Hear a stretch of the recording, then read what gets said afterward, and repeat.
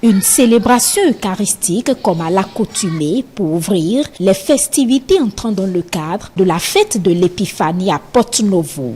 Natifs de la ville, autorités politico-administratives, têtes couronnées, tous rassemblés à la cathédrale Notre-Dame de l'Immaculée Conception de Porto-Novo pour se remémorer l'histoire autour de cette fête liturgique, mais aussi rendre grâce à Dieu. L'épiphanie que nous célébrons aujourd'hui est un mystère de lumière, représenté d'une part par l'étoile qui a guidé les rois mages venus de l'Orient jusqu'à l'étape de Bethléem, et d'autre part par le nouveau-né, la lumière d'en haut venue nous visiter. Le Père Aupier avait déjà perçu l'universalité du salut dans l'évangile de ce jour, qui nous rapporte l'épisode de ces mages venus d'Orient. L'évêque du diocèse de Porto-Novo partage avec la communauté quelques valeurs à promouvoir. L'épiphanie nous rappelle que, comme chrétiens, il nous faut reconnaître que parfois les étrangers, les autres, prennent notre place et discernent la présence de Dieu là où notre écoute lassée avait cessé d'attendre Dieu. Les mages savent que leur voyage sera long, mais ils persévèrent. Ils se trompent aussi. Il faut parfois marcher longtemps. Il faut parfois se tromper plusieurs fois avant de trouver la vraie réponse pour en arriver au Sauveur. À travers des chants et des pas de danse, ces petites filles, vêtues à l'image des anges, ont revisité le parcours des rois mages jusqu'au Christ. De quoi donner le ton de la fête.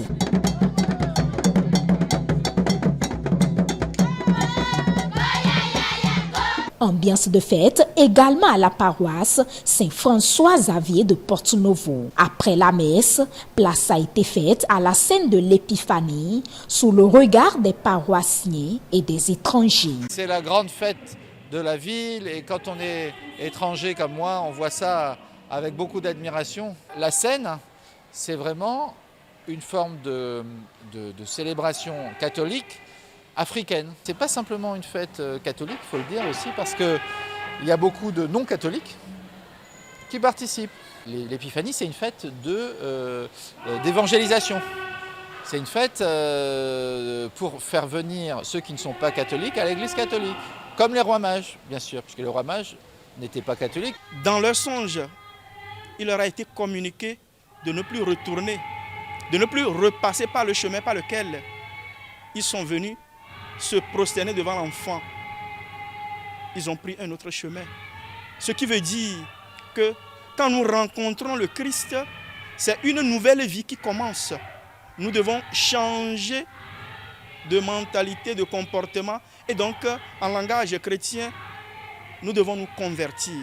Voilà la conversion que ces mages nous apportent, de reprendre un nouveau chemin à la rencontre de la lumière qu'est le Christ. En dehors des églises, nous avons constaté des réjouissances dans la ville, notamment au sein de certaines familles. Ici, au quartier Djagidi, à la maison à Gboton, les filles et fils de cette famille se sont retrouvés pour festoyer. Ils emboîtent tout simplement les pas de leurs aînés.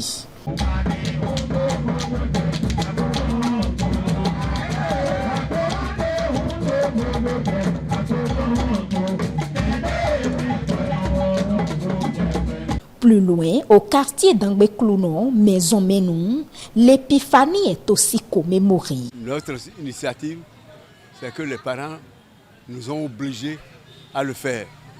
Et quand on a accepté de le faire, on est heureux. On est heureux de le faire. Parce que c'est une fête, la fête de Jésus. Moi, je suis née et j'ai vu mon papa fêter Épiphanie. Je l'ai vu fêter Épiphanie. Il nous a éduqués à fêter Épiphanie et c'est ça qu'on fait. Nous sommes dans une maison de vaudou. Ici, c'est le vaudou et Piton Dagbé. Mais ça ne nous a pas empêchés, nous qui avons été éduqués dans la foi catholique, de continuer notre fête de l'Épiphanie. Les menus de l'Épiphanie, le tout premier, c'est la viande de porc. Et la viande de porc sous toutes ses formes. Le prêtre du temple Python de Porto Novo, Hueda Dagbe, a saisi l'opportunité pour adresser des prières à cette divinité royale.